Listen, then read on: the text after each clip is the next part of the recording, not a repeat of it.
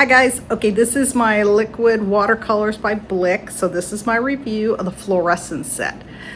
This one's I've got about half of the set than what they have now. I'm gonna have the links down below for you guys. And I'm gonna be doing it on Arches watercolor paper, the 300 pound, I've got it in a block. But I love that paper, fantastic paper, so I have a link for that as well. But I am gonna show you what I think about the fluorescence.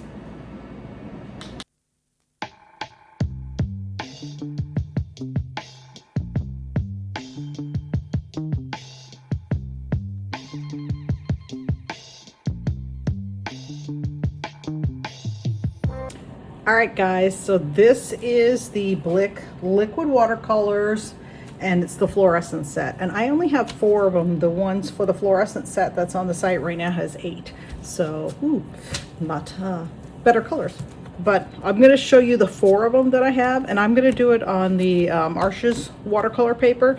Probably one of my favorite papers to use for my watercolors. Makes the you know, it just really works very, very well. I'm not going to do anything super intense on this testing for you guys. I'm just really going to show you the colors, how they come out, and just kind of the more, you know, how they look with the water, how the intensity is of them. And then I'll do a couple other videos too, and I'm going to show you the metallic set. I have part of that set as well. And then I'm also going to show you what colors are mostly in the general set. So we'll get started first with the 4 that I have of the fluorescents, and you can kind of get an idea of those.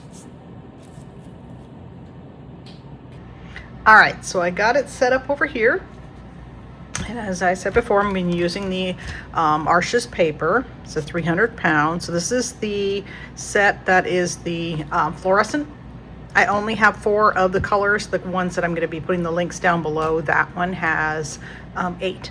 So I thought it'd be a little bit easier for me to move things around, so I pulled one of the papers off and sliced it in half. So I'll be able to use the other one for one of the other sections. So we will do these 4 colors. I'm going to let you guys kind of see how they look when they're down, whether they're, you know, very pigmented, and then once the water is on them, how it changes. So we'll start with the green, and I was kind of afraid the bottle, for what I do it for, a lot of stuff is very fine, and I'm like, oh, it's just gonna go everywhere, but it actually isn't too bad. The caps seem to like hold the paint in pretty good. Doesn't make too much of a mess and go everywhere. So I'm gonna start with the green, put that one down. This one's kind of a lighter pink.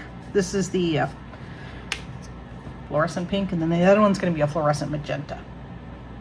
So we'll put that one next to that. And these are like, you know, 2 of my, love these colors. And now if I would have had the turquoise in fluorescent, that would have made it like a ultimate here. But so this is magenta. Maybe we'll put it here, so we'll put the yellow in between, that we were a little bit separated from that pink. This one just kind of reminds me of like more like Pepto-Bismol, and this one's just a little bit darker. All right, so then this is our fluorescent yellow. Okay, so consistency is good. You know, they don't wobble around too much. They're not just like pouring off of everything, which is kind of nice. Now let's see what happens when we add a little bit of water to it. So we'll kind of drag it down this way.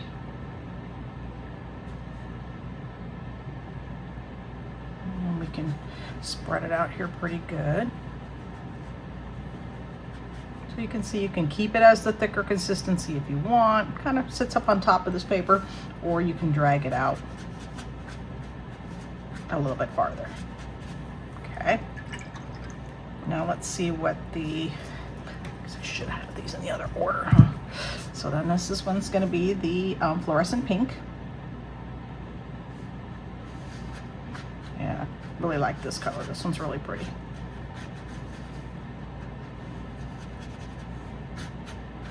Stays definitely very pink. Let's see if we can get those to kind of blend together at all. Let's see what happens.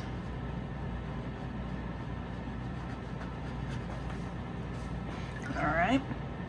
Now let's see the yellow. I got the yellow in the wrong spot too anyway. All right. Yellow is definitely very bright.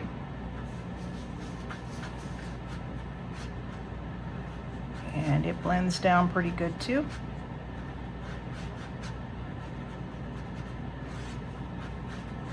And we'll try to see what happens if we move it over towards the pink a little bit. What kind of a coloring we get. It's starting to get a little bit of an orange. This one kind of got a little bit muddy looking. This one's getting a little bit more orange, so it's a little prettier of a combination. And then we've got the dark pink here. And the dark pink blends down pretty good too. And if I knew my color wheel better, I would know what these two colors are going to come out as.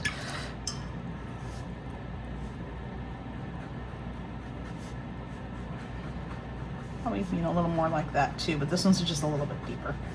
So we've got our kind of an oranges combination between them.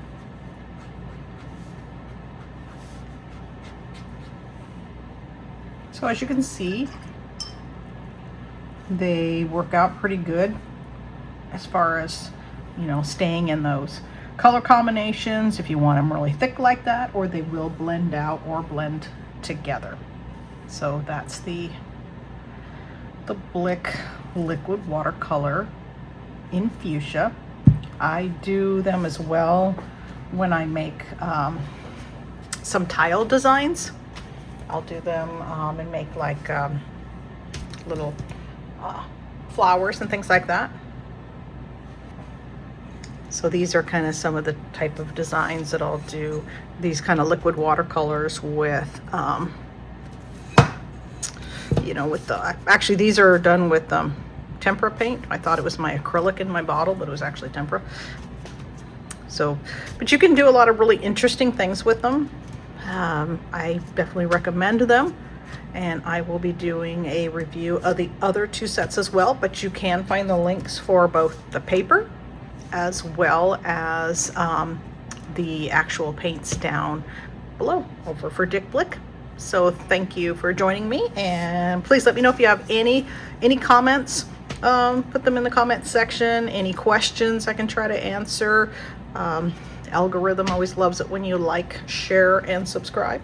I would really appreciate it. And of course, you can always find my art over at Etsy under Kimberly LeClaire Art.